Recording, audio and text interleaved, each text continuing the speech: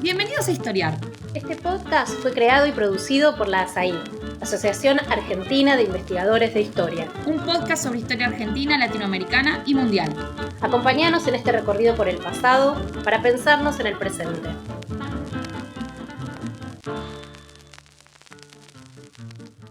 Hola, bienvenidos a un nuevo episodio de Historiar post vacaciones. Los abandonamos por un mes, pero volvimos recargados y recargados literal.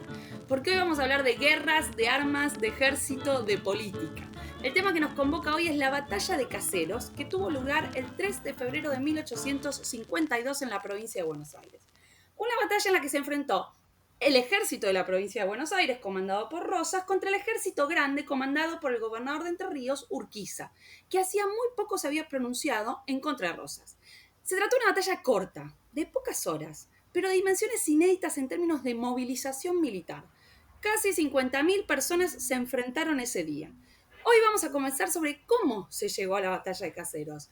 ¿Cómo fue esa batalla? Vamos a meternos adentro de la batalla, tratar de imaginar cómo la vivieron los soldados y luego vamos a conversar sobre qué pasó después de la batalla. Para eso tenemos dos invitados que me da mucho placer saludar, Alejandro Rabinovich y Leonardo Canciani. ¿Cómo están? Bienvenidos a Historiar. ¿Cómo andan? Hola Camila, muy bien. Hola Camila, qué gusto estar Muchas acá. gracias por venir y por estar acá. Los voy a presentar. Alejandro es doctor en Historia por la Escuela de Altos Estudios en Ciencias Sociales y actualmente se desempeña como investigador de CONICET y como docente en la Universidad de La Pampa. Y Leonardo es doctor en Historia por la Universidad Nacional de La Plata, investigador de CONICET y docente en la Universidad Nacional del Centro de la Provincia de Buenos Aires. Pero además, ellos dos vienen de editar un libro junto a Ignacio Zubizarreta, y en el que participan otros autores, titulado Caseros, la batalla por la organización nacional.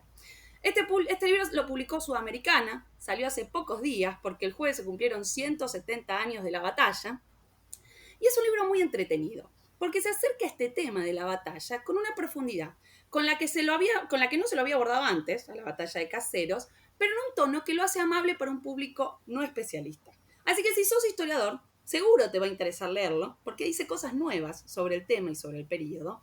Pero si no sos historiador y te gusta acabar el siglo XIX, las armas, Rosas, lo que sea, también te va a divertir un poco leerlo. Así que sin más preámbulos, vamos a hacer un recorrido por este libro que además tiene un recorrido cronológico. Eso me gustó, porque es un libro compilado, donde escriben varios autores, pero es cronológico, o sea, uno lo va siguiendo, tiene mucha cohesión entre sí los capítulos. Entonces, vamos a hacer también un recorrido cronológico ahora, pero antes de meternos en la cronología, me gustaría preguntarle a Alejandro, ¿por qué hacer un libro sobre Caseros, ¿no? ¿Qué tiene de importante esa batalla?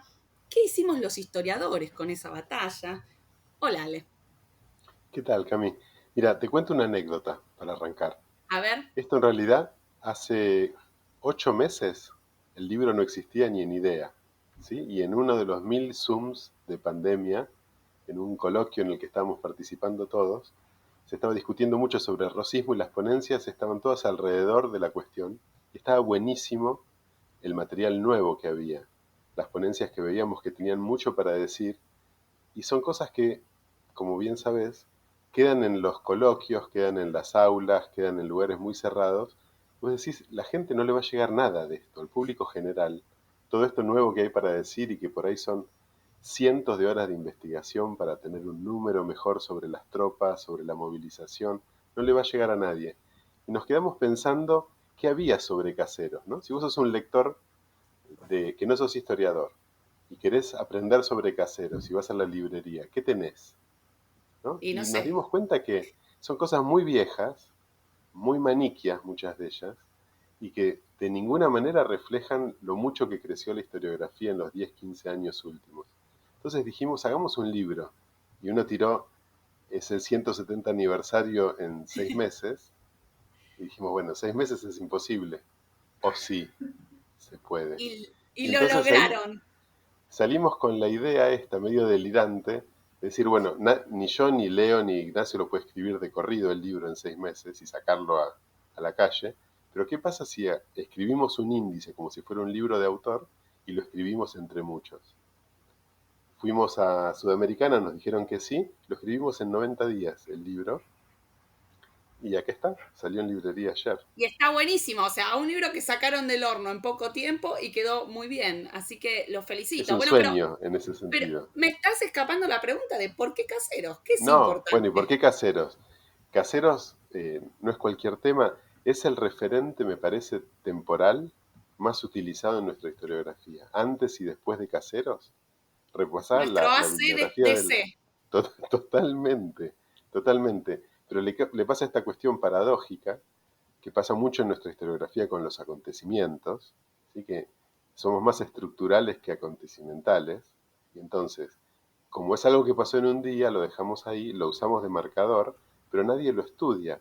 Repasamos ahora todos los libros buenos que hay, importantes que hay sobre el periodo, y o terminan en caseros o empiezan en caseros, pero sobre caseros como enorme acontecimiento que cambia esa estructura y que la resignifica, no hay nada. Entonces ahí encontramos el tema. Perfecto, perfecto, me encanta. Y vamos a tratar de entender un poco esta batalla, cómo llegamos a esta batalla. Así que nos vamos a ir un poco más atrás, porque quiero entender la previa, ¿no? Caseros, como bien decís, Ale, significa un punto de inflexión, un ACDC. Con Caseros se termina el régimen rosista, que regió durante un poco más de 20 años. Entonces quiero que, Leo, primero me cuentes cómo era ese régimen de Rosas, ¿no? Porque Rosas era un gobernador, pero como ustedes dicen en su capítulo, se parecía mucho a un presidente, ¿no? Entonces, ¿cómo ejercía su poder no solo en Buenos Aires, sino fuera de Buenos Aires? ¿Por qué se parecía mucho a un presidente? ¿Y cómo hizo para mantenerse tantos años en el poder? Ese régimen que en solamente 3 horas en la batalla de Caseros se derrumba. Entonces, ¿cómo entendemos eso, ese proceso? Vamos a la previa. Bueno, el rosismo en realidad nosotros podemos abordarlo desde diferentes perspectivas o diferentes puntos de vista. En el capítulo, por ejemplo, le dimos mucha importancia a la cuestión política, porque creo que en cierta forma define cómo se constituye un régimen. Pero lo que no podemos perder de vista es cómo estaba conformada la sociedad y los cambios económicos que se venían dando durante ese tiempo, porque de alguna forma muestran el peso que Buenos Aires tiene. Es una economía muy pujante, en expansión, con una aduana que recauda mucho dinero, y en parte eso hace posible que después Rosas pueda llevar adelante las políticas hacia adentro y hacia afuera de Buenos Aires que implementa. Entonces eso va a ser clave para poder entender cómo se constituye de alguna forma su sistema de gobierno, su régimen, ¿no? Ahí hay diferentes formas de titular ese periodo y ese momento de la historia argentina. Por un lado, Rosas se consolida en términos políticos al interior de Buenos Aires. ¿Sí? Hay muchos historiadores que hablan de el unanimismo rosista, como Rosas desarrolla un régimen plebiscitario en donde constantemente se presenta a elecciones, pero con una especie de boleta única, ¿no? Es decir, es un régimen que va plebiscitando su poder y que de alguna forma se siente avalado por la población, porque el rosismo es un régimen, un gobierno que tiene un gran apoyo popular y sobre todo los sectores sociales más bajos, afrodescendientes, medianos y pequeños propietarios de la campaña, también grandes propietarios, es decir, lo apoya un conglomerado de gente muy, muy amplio. Y a partir de construir poder y consolidarlo en la provincia de Buenos Aires, Rosas sale de la provincia e intenta homogeneizar bajo el color federal, el color rojo, el resto de las provincias. Va a llevar adelante esa política, sobre todo a partir de su segundo gobierno, a partir de 1835, pero rápidamente se va a topar con algunos problemas, ¿no? Que uno ahí podría encontrar como un primer momento en la crisis del rosismo, con los conflictos que se van a producir internacionalmente y al interior de la Confederación entre 1838 y 1842. Rosas logra sortear hábilmente esos conflictos, hábilmente y con el apoyo del ejército de Buenos Aires, que paradójicamente no es él el que lo comanda, sino que tiene lugartenientes que se ocupan de eso, ¿no? E incluso Oribe, el oriental, que viene a la Argentina una vez que es desalojado de la presidencia en Uruguay y se encarga de comandar el ejército en el interior, logra desarticular cada uno de esos conflictos, de esos levantamientos, repito, internos y externos, y parece como que ahí Rosas se consolida y que su régimen se vuelve totalmente fuerte. Pero de golpe, para 1851, Rosas y el rosismo empieza a entrar en un pantanal, porque un antiguo O aliado... sea, digamos que tiene como 9 años ahí de consolidación y Pax Rosista, por Exacto, decirlo de alguna manera. Y después esa especie de primavera de su poder se termina, ¿no? O sea, empieza una crisis que va a ser ya una crisis más terminal del régimen, podríamos decir. Exacto, y paradójicamente también es la etapa que menos se conoce del rosismo, es decir, desde 45 en adelante hay muy poco escrito sobre el rosismo. Y llegamos a 1851 cuando un antiguo aliado, que es Urquiza, el gobernador de Entre Ríos, bueno, empieza a encontrar, en realidad Urquiza, Entre Ríos y todo el litoral, Corrientes venía haciéndolo ya desde mucho tiempo, empieza a encontrar una serie de impedimentos para lograr su desarrollo. Bueno, Rosas lo que, por ejemplo, hacía en su relación con las provincias de la Confederación era que no posibilitaba la libre navegación de los ríos Paraná sobre todo. Y eso afectaba intereses de los comerciantes, de los productores, los ganaderos del interior, porque para sacar su producción tenían que hacerlo por el puerto de Buenos Aires, pagar impuestos allí, lo mismo que introducir efectos de ultramar, mercancías en general. Va a llegar un momento en que el crecimiento del litoral, a partir de la ganadería, de los saladeros, va a ser tan importante, igualmente no puede disputarle el dominio a Buenos Aires, pero sí va a comenzar a ser importante que los intereses del litoral se van a ver afectados por la política de Rosas, del rosismo, y eso va a entrar en contradicción, va de alguna forma a romper el equilibrio que se había producido durante la Pax Rosista en la Confederación, y eso va a llevar a que después, al poco tiempo, Urquiza, bueno, intente desafiar su poder a Rosas. Hay una cosa fascinante que en el capítulo de Roberto Schmidt muestra cómo cuando los franceses bloquean el puerto de Buenos Aires y por fuerza los productos empiezan a entrar y salir de los puertos entrerrianos, muestra el nivel de entradas económicas, fiscales que empieza a tener Entre Ríos por el hecho de no tener que pasar por Buenos Aires. Y es increíble la magnitud del dinero del que estamos hablando, si no es un pequeño, un 10% más, un 10% menos. Estamos hablando de algo exponencial, y entonces era una cuestión de vida o muerte para el litoral sacarse de encima el yugo de Buenos Aires, ¿no? Como lo planteaban ellos. Perfecto, perfecto. Y justamente esto me lleva a preguntar a Leo a que termines de contar qué hace Urquiza cuando se da cuenta que esa libre navegación de los ríos le da muchísimo más poder económico que el que tenía anteriormente y que necesita de alguna manera ponerle un límite al rosismo. ¿Qué es lo que hace frente a esa Bueno, como situación? decía Ale, ¿no? El capítulo de Roberto Schmidt en ese sentido es muy ilustrador de lo que genera Urquiza, pero no es solo Urquiza, es todo un sector social que está apoyando a Urquiza, que es el grupo que él integra. Urquiza es uno de los propietarios más ricos de la Argentina en esa época, y ha pasado a la historia su famoso pronunciamiento del 1 de mayo de 1851, en donde, bueno, él se le planta frente a Rosas. Entre Ríos asume nuevamente su soberanía o la representación ante las potencias extranjeras, pide asimismo a las provincias que ellas también reasuman esas funciones, pero bueno, en ese sentido las provincias, como muchas otras veces había pasado antes, no aceptan la proclama de Urquiza, y van a empezar a decir que Urquiza es un loco, que bueno, es un salvaje unitario, ¿no? Es decir, hay un cambio, ahora es Urquiza que antiguamente era aliado de Rosas y lo había defendido en el litoral, ahora se da vuelta, pero no logra el apoyo de las provincias, tardíamente va a lograr ¿Y después. eso habrá sido por miedo o por una cuestión o sea, era por temor a Rosas o por una cuestión de intereses? Y bueno, Rosas había salido muy victorioso en todos los enfrentamientos previos, y algunos no le habían pasado muy bien, ¿no? Nosotros en el capítulo 1 contamos la anécdota de Marco Avellaneda, o sea, que es asesinado y es desmembrado. Entonces, obviamente, el temor que había infundado Rosas y cómo se había consolidado ese poder hacía dificultoso que alguien pudiera aceptar la proclama de una persona que hasta hace poquito tiempo atrás había sido su aliado. Es un panorama muy incierto realmente como para subirse a ese tren. Aliado ahora con Brasil, Exacto. ¿sí? Es ¿Mm? muy fuerte para las provincias sumarse a una alianza en la cual está Urquiza, que era la principal espada de Rosas. Ahora se da vuelta y viene aliado de los brasileños que vienen con infantería y con la marina. Es muy duro tomar esa decisión, por más de que a algunas provincias les va a convenir económicamente, pero el riesgo de sumarse a esa coalición es altísimo. Lo que Oribe había hecho en el interior, se lo acordaban todos muy bien. Claro, perfecto.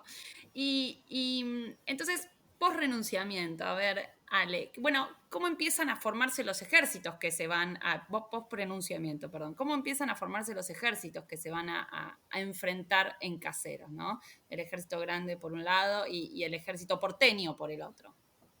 Bueno, el ejército grande tenemos una visión bastante clara porque los propios participantes son los fundadores de nuestra historiografía, ¿sí? Bartolomé Mitre, Sarmiento. Es un lujo estudiar ese ejército. Tenemos los cuadritos bien hechos ya desde el momento, ¿no? Y entonces sabemos cómo la base son los escuadrones entrerrianos, se suman muchos escuadrones de milicias correntinas, después va a venir un contingente uruguayo y un contingente brasileño, ¿sí? Eso está bárbaro. Y ese ejército que lo conocemos muy bien se enfrenta al ejército de qué, ¿no? Es el ejército rosista, es el ejército de la Confederación. Trabajamos mucho con Agustín Galimberti, que es el autor de un capítulo que se hace cargo del ejército de Buenos Aires, y llegamos a la conclusión que es el ejército de la provincia de Buenos Aires, el que lo defiende al gobierno de Rosas y a la provincia en Monte Caseros, ¿sí? Y es notable cómo, siendo por ahí el actor más importante del periodo, no sabemos casi nada de ese ejército, Cami. Tenemos muy pocos datos, no sabemos cuántos son, no sabemos cómo se reclutan. Es notable cómo hay más leyenda negra y se supone que son malos y que son feos y que son muy federales, pero no sabemos nada.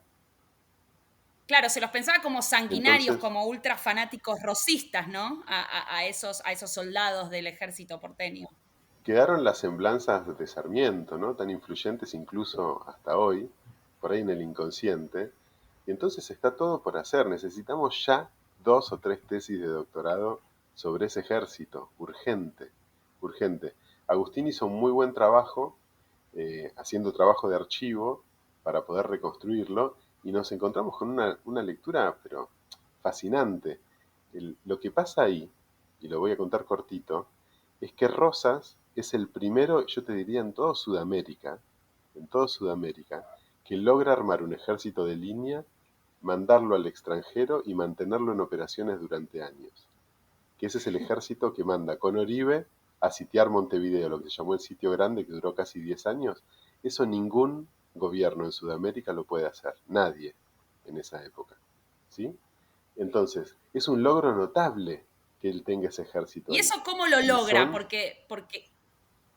¿Qué es? ¿Carisma? ¿Es es la dinero? ¿Qué es aduana de lo que Buenos, logra? no, es la aduana de Buenos Aires, y son las instituciones de la provincia que, por más de que se supone que no hay nada, porque se supone que no hay nada, son muy fuertes, son batallones de línea que están ahí y que funcionan y que día a día llevan adelante el sitio con sus deficiencias. Bueno, ese ejército que es formidable y que es el que hizo la campaña con Oribe primero y ahora está haciendo el sitio de Montevideo, la cuestión decisiva es que Oribe lo entrega sin combatir a Urquiza, ¿sí? Y se pasa al ejército, los meten forzados adentro del ejército de Urquiza. Entonces el ejército de Buenos Aires pierde ahí el núcleo. La creen, Entonces, o sea, lo que se, la creen totalmente, los soldados en los que te podés confiar el día de una batalla que van a morir por Rosas, de hecho muchos de ellos en el tránsito se rebelan y matan a sus oficiales y vienen a juntarse con Rosas y lo defienden hasta el último momento y se van con él del campo de batalla, pero la mayoría no lo logra hacer. Entonces, lo que tiene que hacer Rosas en los últimos meses, te estoy diciendo, de noviembre de 1851 a febrero del 52, es improvisar un ejército. Y lo hace con la movilización más grande, más estricta de la historia de Buenos Aires, pero con los resultados previsibles. No es un buen ejército ese que logra improvisar, y entonces en Caseros le va mal. o sea, logra improvisar un ejército numeroso, pero que le faltaba capacidad, experiencia, cohesión, que era lo que tenía su ejército anterior, que ahora estaba luchando contra él. Exacto, y le faltan oficiales, ¿sí? El principal déficit, y ahí con eso terminamos con Leo la conclusión, ¿no? ¿Qué aprendieron los actores y qué aprendemos nosotros como historiadores de este proceso y de lo que fue Caseros? Estos gobiernos que salieron después de la crisis de la Revolución y la Independencia, en toda Sudamérica, pero en Argentina muy particularmente, se volvieron muy hábiles en movilizar gente.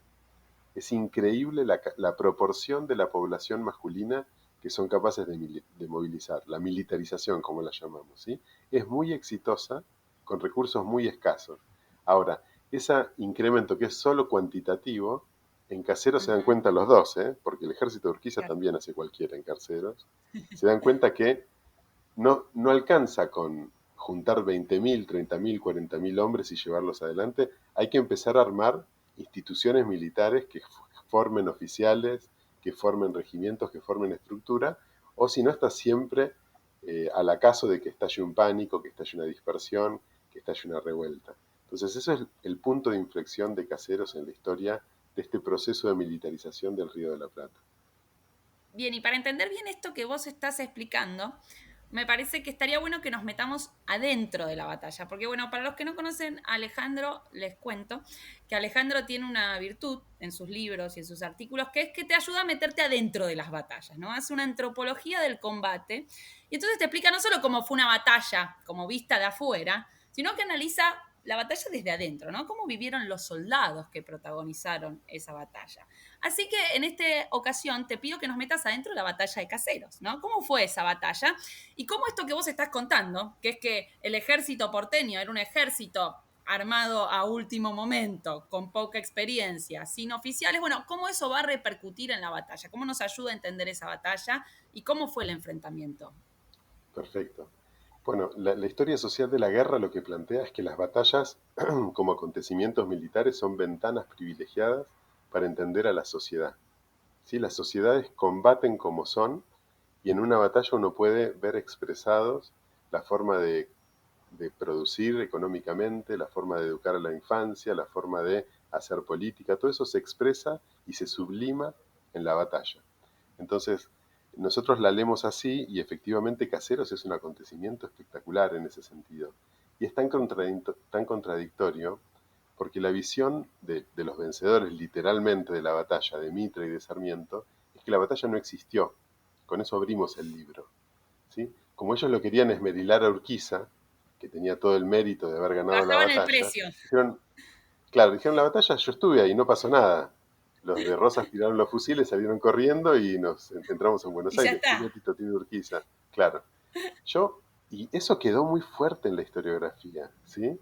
La batalla fue muy ninguneada en ese sentido y se asumió que, bueno, se había desbandado un ejército y listo, ahora 25.000 tipos armados no se desbandan y ya. ¿A Claro. dónde van?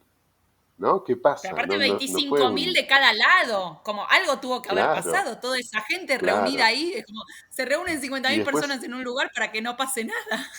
claro, y después empezás a ver que dura 3 horas la batalla, que está la carga de caballería más grande de la historia de la Argentina, que en Caseros y en el Palomar hubo un combate terrorífico a la bayoneta, que la artillería combatió hasta el final. Bueno, me pareció fascinante para mí que había hecho el libro de Huaki con una batalla mucho más chiquita. Para mí fue un placer total entrar con la cantidad de fuentes que hay y empezar a ver qué es lo que pasa. Bueno, y lo que pasa son dos ejércitos que por primera vez tienen una escala que no se pueden comandar a los gritos.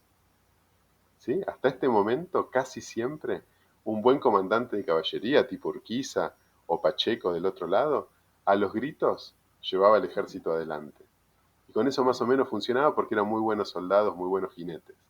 Ahora, que mide 4 metros de largo el frente de batalla, Urquiza puede gritar Cuatro todo lo que quiera, kilómetros, pero 4 kilómetros, ¿qué dije? ¿4 metros? No, 4 metros, era kilómetros de muy largo. chiquito, no sé cómo entraban Sí, en 4 metros. una pelea de bar. Entonces, Sí. en 4 kilómetros, los que están en una punta no tienen la menor idea de lo que está pasando en la otra. Y entonces, como no tienen estructura, porque realmente no la tienen, es una comedia de enriedos, si querés, lo que pasa, y de malentendidos. Y trato de desarmarlo para que uno vea cómo estando situado en un lugar, en el ala izquierda, en el ala derecha, en la infantería, en la artillería, qué información podés llegar a tener sobre lo que está pasando en otro lado y en función de esa información, qué vida tenés, qué experiencia tenés de lo que es ese combate. Yo creo que el lector que haga la prueba de meterse lo va a encontrar muy interesante y va a ver que Sí, de por hecho, más de que a es mí una paliza, me divertía mucho cuando vos contabas cómo Urquiza iba del lado derecho al izquierdo, del izquierdo al derecho, ya no me acuerdo, en su caballo, Sí, gritando órdenes, y cómo los oficiales no entendían lo mismo de esas órdenes que gritaba Urquiza, y vos ahí mostrás cómo el malentendido juega un rol central en esa batalla, como bueno, uno entendió que tenía que avanzar en tal momento, otro en otro, y ahí hubo un desbarajuste, ¿no? Con ese gesto de total, Urquiza total. Y gritando y dando órdenes a los gritos de un lado a lo otro. lindo, lo lindo, después hubo mucho debate, ¿no? Sobre si Urquiza era un buen comandante o no, pero yo lo que quiero es entender las condiciones concretas en las que se da, y realmente es un tipo con un caballo que tiene que hacer 4 kilómetros, que cada vez que llega tiene que hacer una arenga para movilizar al batallón que tiene enfrente, que le responden con vivas, tiene que gritar una orden y después seguir y hacerlo 10 veces, 15 veces, y cada vez le salía un poquito diferente, y es lógico que en esas condiciones el comandante de división le iba entendiendo diferente la orden, ¿no? Entonces, no es que sea bueno o mal comandante Urquiza, no es una cualidad personal, son estructuras que no están montadas en ese momento, y entonces hacer la guerra así es muy peligroso, es muy azaroso. Eso es lo que sacamos como conclusión, ¿no?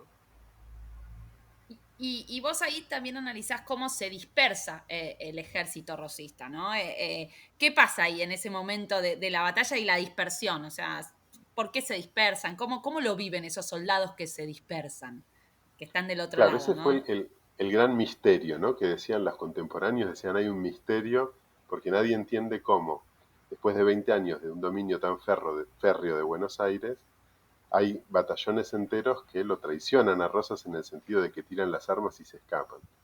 Yo lo que trato de mostrar en el libro, y por ahí spoileo un poco la conclusión, ¿no? Pero es que en el fondo es muy común, los combates de la época se decidían siempre así. ¿Sí? Cuando una unidad pierde la cohesión, tiraban las armas y salían corriendo. No es que por el hecho de poner un soldado en la línea, ese soldado va a combatir hasta el final. ¿No? Para hacer que él Claro, combata y que se banque los tiros y los bayonetazos, hay que invertir mucho antes. Y acá está claro. claro que la infantería que tiene Urquiza es mucho mejor que la que tiene Rosas. Entonces, que esa infantería se desbande está dentro de los márgenes de la época, de la guerra. Recibieron 2 descargas, vieron que los otros, los brasileños, no aflojaban y seguían cargando la bayoneta. Estos milicianos que hacía un mes estaban en la casa y que ahora los pusieron ahí, salieron corriendo. No hay ningún misterio para mí. Es simplemente la estructura militar de la época expresando la capacidad que tiene. Perfecto. Bueno, termina la batalla, esas 3 horas que hubo una batalla, como nos Sí. demuestra Alejandro en su relato y en su capítulo. Rosas va a huir. Pero ¿qué pasa? Y ahora paso a Leo. ¿Qué pasa con todo ese ejército? Pues con esos 25.000 hombres que de golpe se desmovilizan. ¿A dónde van? ¿Qué pasa? Llegan a Buenos Aires. ¿Y qué pasa cuando llegan a Buenos Aires? ¿Qué situación se genera post batalla de Caseros? ¿No? ¿Qué hacer con uno podría decir, toda esa energía contenida que te da la situación de la batalla y la previa de la batalla? ¿Dónde la canalizan? Bueno, exacto, ¿no? La energía había que canalizarla por algún lado, no se la pudo canalizar en el caso del ejército de Buenos Aires venciendo a sus oponentes. Lo más cercano y lo más provechoso que tenían era apoderarse de las tiendas, de los negocios de la ciudad de Buenos Aires, que se encontraba ahí a unos poquitos kilómetros del Palomar. Y bueno, aprovecharon el revoleo en un contexto en donde no hay una autoridad que los logre encauzar. El comandante en jefe de ese ejército había logrado escapar de la batalla, había firmado su renuncia y se había ido a Gran Bretaña, entonces no hay nadie que los controle. Mansilla, quien estaba a cargo supuestamente de la defensa de Buenos Aires, mucho no hace en el momento como para poder controlar esa situación que estaba completamente desbordada. Y los soldados derrotados, los milicianos, lo que hacen es encontrar en los negocios de Buenos Aires la oportunidad para saquear, ¿no? El botín es algo que, los que conocemos cómo funcionan un poco las batallas y las guerras, es algo que continúa después de una batalla. Y es de alguna forma de hacerse de una especie de souvenir de esa batalla. En este caso, esos souvenirs los van a encontrar en la ciudad de Buenos Aires, pero van a generar un descalabro tan grande que después van a tener que intervenir más adelante las fuerzas del ejército vencedor, en este caso, para poder encauzar la situación. Eso lo muestra muy bien claramente Gabriel Di Meglio en su capítulo, cómo, bueno, el ejército interviene para poder encauzar la situación, y eso lleva a una tremenda masacre en la ciudad de Buenos Aires, en donde mueren centenares de personas. Es decir, y eso quedó durante mucho tiempo en la memoria colectiva de la población. Porque hay otro dato. Mueren mucho más en el saqueo Exacto, que que en en la la batalla. ¿Sí? Es tremendo ese dato. Porque por otro lado también está la cuestión de Urquiza. O sea, Urquiza no quiere entrar a Buenos Aires porque no quiere ser visto como un conquistador. ¿Sí? Claro, no entra hasta el 20 de febrero Urquiza, entonces hay una especie de acefalía, Exacto. por decirlo de alguna manera. Zona ¿no? liberada, Exacto. diríamos hoy, ¿no? ¿Sí? Y ahí no van a ser solamente los soldados, los milicianos, los que van a aprovechar la situación, sino que ahí muestra Gabriel en su texto como, por ejemplo, aparecen mulatas, antiguas esclavas, que son encontradas en la calle llevándose un poncho, un pedazo de tela, y que, bueno, terminan siendo después sumariadas porque aprovecharon la volteada y se hicieron algo que no les correspondía. Y entonces Urquiza no entra, pero ¿qué hace? ¿Qué consigue Urquiza? ¿Consigue lo que quiere? ¿Se termina el rosismo? ¿Se organiza el país? Es decir, ¿qué pasa con el post-caseros ahí, Leo? Bueno, en realidad yo me atrevería a decir que en parte consigue lo que quiere y que en gran parte no consigue lo que quiere, ¿no? Hay un objetivo principal o primero, que es derrotar a Rosas para poder conseguir la libre navegación de los ríos y sobre todo poder avanzar en un proyecto de organización constitucional, que es uno de los elementos importantes dentro del proyecto urquicista. Un dato de color: las cartas, la correspondencia oficial durante el periodo de la Confederación Rosista, y un encabezado que era: viva la Confederación Argentina, mueran los salvajes unitarios. Durante el periodo en que Urquiza se pronuncia, después de mayo de 1851, y ese encabezado cambia, y es: viva la Confederación Argentina, mueran los enemigos de la organización nacional. Es decir, hay un proyecto importante en Urquiza que es tratar de darle una forma institucional al nuevo país que se quiere formar. Tenemos 14 provincias separadas, unidas con una confederación en base a acuerdos previos, pero no existe la figura de un presidente, no existe un Congreso Nacional, existen legislaturas provinciales, pero eso no alcanza para formar un país. Entonces, ese es el proyecto de Urquiza, que en cierta forma logra poner en práctica después de Caseros. Primero, derrotar a Rosas, sacarlo de la escena, del juego político. Después, prácticamente no va a haber nadie que reivindique Y a Rosas borrar, como figura política. Leo, y claro, eso, borrar al Exacto. rosismo como partido político, ¿sí? Como grupo político de referencia identitaria fuertísima. Y realmente es increíble cómo muy pocos meses después, en el sitio ya de Buenos Aires, son anecdóticas las referencias a Rosas, pero los propios rosistas se han reconfigurado y desaparece del mapa político, ¿no? Un tipo que está vivo, que está en Inglaterra, que no lo tienen preso en un calabozo, que podría haber vuelto, ¿no? Pero no, desapareció, su capital político desapareció, eso es muy notable. Desaparece completamente. Sí, desaparece como identidad, ¿no? Como una identidad. Sí. De hecho, acá en otro capítulo de este podcast, donde participaron Ignacio Zubizarreta, que es otro de los editores de este libro, junto Sí. con Leo y con Ale, y Raúl Fratkin, una de las cosas que plantea Raúl Fratkin, capaz lo voy a parafrasear mal, pero por lo que recuerdo, una de las cosas que él plantea es que capaz que haya una memoria, o sea, que se borre esa identidad, como ustedes dicen, pero que probablemente quedó alguna memoria en el campo, en algunos sectores populares rurales, seguramente del rosismo, que es la memoria que debe explicar, o que es lo que seguramente explique cómo reaparece la reivindicación del rosismo a fines del siglo XIX y principios del siglo Sí. XX, ¿no? Es un hecho, Empieza a es un hecho. contestarse, ¿no? Pero Y en esa el hipótesis mapa me pareció político, interesante. eso totalmente de acuerdo, pero en el mapa político, Hilario Lagos, sí que era la mano derecha, o sea, o en este caso el comandante de la izquierda en Caseros, no lo puede mencionar a Rosas cuando hace el levantamiento, ¿sí? Eso es muy fuerte. Y hay un reacomodo de alianzas que es prodigioso, Y en el incluso sentido de que el mapa agregaría político se reconfigura muy rápido.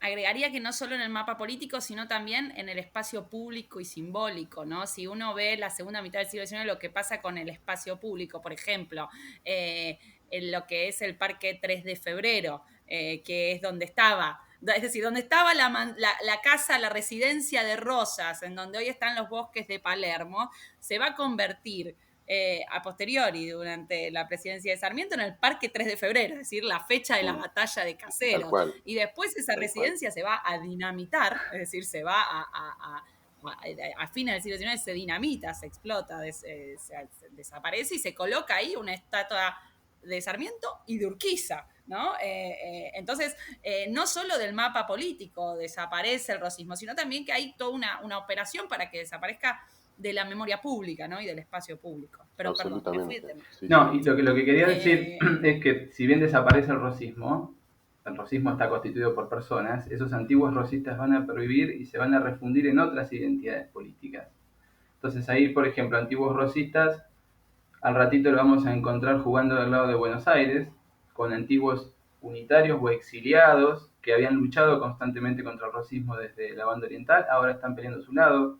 Pacheco, por ejemplo, es uno de ellos, Lorenzo Torres, férreos rosistas que ahora juegan en otro lado. Y por otro lado vamos a encontrar otro grupo de antiguos rosistas que se van a ir con Urquiza, que va a ser, por ejemplo, el caso que menciona Ale de Hilario Lagos. ¿Sí? Después del sitio va a terminar residiendo en la Confederación o incluso el propio hijo adoptivo de Rosas, Pedro Rosas y Belgrano, que primero apoya a Buenos Aires en su lucha contra Hilario Lagos y Urquiza y después va a terminar dentro del bando de Urquiza. Y ahí, para cerrar esto, hay algo en lo que Urquiza no pudo de alguna forma cumplir su objetivo en el corto plazo, que es integrar a Buenos Aires dentro de esa nación. Porque uno del corolario de Caseros va a ser que Buenos Aires, a partir de septiembre de 1852, va a llevar adelante una revolución y se va a separar de las otras 13 provincias y se va a generar un proyecto diferente por 10 años, donde se va a sancionar incluso una constitución diferente a la que va a promover Urquiza. Clarísimo, clarísimo. Muchas gracias, Leo. Y ahora vamos a cerrar y vamos a hacer una pregunta para los dos. Y es, si me pueden contar, ¿cuáles son para ustedes las novedades historiográficas que nos acerca este libro? ¿No? Ustedes, bueno, ¿qué nos trae de nuevo a la historiografía el libro publicado recientemente? Para mí, como te decía al principio, hay algunas lagunas que creo que el libro colabora en llenarlas, ¿sí? Respecto de cómo se conforman esos ejércitos y respecto de entender que lo que pasa en Caseros es el proceso de movilización militar más grande de la historia argentina. Eso creo que es algo que no estaba en su debida cuenta contemplado, ¿sí? Entonces, primero eso, ponerlo en números y ponerlo en contexto la magnitud de lo que pasa. No importa si después el ejército peleó bien o mal. Lo que pasó ahí fue por parte de los estados esos estados provinciales, muy débiles, muy frágiles, todo lo que vos quieras. Lo que lograron esos estados ahí es notable. Y lo que vemos, si lo ponemos en perspectiva de largo plazo, es que hay una ruptura en una tendencia muy fuerte que veníamos marcando en la historiografía hace 20 años que estamos insistiendo con esto, de que hay un proceso de militarización muy fuerte que empieza en el periodo colonial tardío, explota con las invasiones británicas, se cataliza con la Revolución de Mayo. Bueno, ¿cuándo se corta ese proceso de militarización creciente? Lo que vemos es que Caseros es el momento más álgido de esa militarización y que la curva que venía solo ascendente hasta ese momento, a partir de acá va a empezar a decrecer. No porque terminen las guerras o porque termine la violencia o porque Ahora terminen que los nos gusta ejércitos. mucho, ahora que nos gusta mucho todo lo de las curvas, diríamos que Caseros es el Sí, pico, es el momento del pico de la curva y ahí ahí empieza a sí, caer, ahí hace efectivamente. crisis el proceso, hace crisis y lentamente va a empezar a bajar. Lo que vamos a ver es que hay estados más grandes con mayor población, pero nunca van a volver a movilizar ejércitos de la talla de los que combatieron en Caseros, sino que para mí, y lo decíamos con Leo en la conclusión, entienden todos los actores, incluso los vencedores, que esa forma meramente cuantitativa de acumular gente no es la manera de ganar batallas, sino que ahora el proceso de militarización tiene que ser cualitativo. Tienen que tener una escuela de oficiales, tienen que comprar mejor armamento, hay que invertir en instruir a la tropa, en que los regimientos tengan una continuidad. Entonces vamos a ver cómo lentamente lo que se empieza a escribir es la historia del Ejército Nacional. ¿Sí? La necesidad de un ejército nacional, profesional, y después la historia de ese ejército nacional, que va a tomar todavía 20, 30, 40 años hasta consolidarse del todo, pero en el fondo creo que el momento donde se quiebra una tendencia y una forma de hacer las cosas, una forma de hacer la guerra, es en Caseros. Perfecto. Leo, ¿te gustaría agregar algo? No, simplemente como para cerrar, algunas cuestiones que, no sé si esto estaría bien decirlo para la publicidad del libro, digo, pero que no pudimos resolver, que tiene que ver con las falencias mismas que tienen las fuentes, los documentos, para abordar este tipo de temas, ¿sí? Por ejemplo, sabemos muy poco en la historiografía argentina sobre el rol que las mujeres tienen en la guerra. Conocemos algunos casos en particular de nombres específicos, Juana Zurduy, Remedios del Valle, pero no sabemos qué pasa con el general de la mujer, qué rol juega en la guerra, que generalmente no está en el frente de batalla combatiendo a los tiros, pero que sí sabemos que juega un rol importantísimo. La dificultad está en poder encontrar las fuentes como para poder demostrar eso y tener un mapa más general de la militarización que no afecta solo a los hombres, sino que afecta a las mujeres y que afecta a la familia como algo mayor, ¿no? En este caso de Caseros, por ejemplo, si vos ves los documentos oficiales de la batalla, es un mundo 100% masculino. ¿Sí? Las Claro. listas de revista de los regimientos son 100% masculinos. Ahora, sabemos a ciencia cierta que ahí en Santos Lugares, que es ahí nomás de Caseros, Sí, el sí, sí. campamento rosista, está lleno de mujeres. Los soldados viven con su china y hay mujeres que se encargan de toda la logística, de hacer el rancho, de arreglar los vestuarios. ¿Y esas mujeres qué hicieron? ¿Estuvieron tomando mate durante la batalla? No creo, ¿no? Claro. Entonces, hay un momento que es muy frustrante ver cómo la fuente tiene condicionantes que son difíciles después de... No podemos podemos suponer, pero no podemos inventar nada, y sabemos que están ahí, pero no las vemos. Eso es frustrante. Seguramente hay que buscar otras estrategias, bueno, hay mucho que se está haciendo para mejorar eso, ¿no? Clarísimo, clarísimo. Bueno, chicos, les agradezco mucho. Recomiendo entonces que se compren y lean acá el libro Caseros, que ellos nos han dado un panorama muy general, pero es muy lindo de leer y entretenido. Así que a quienes estén escuchando y les haya interesado esta entrevista, vayan a la librería más cercana y consíganse el libro compilado por Ale Rabinovich, Leo Canciani y Ignacio Zubizarreta, donde también hay otros autores. Les agradezco mucho por haber participado y por haberme dado este rato para conversar con ustedes, Leo y Ale. Gracias a vos, Camila. Un gusto, Camila. Muchas gracias por recibirnos. Por favor, un placer. Bueno, nos despedimos entonces y nos encontramos el sábado que viene en otro episodio de Historiar. Los saludo y nos vemos muy pronto.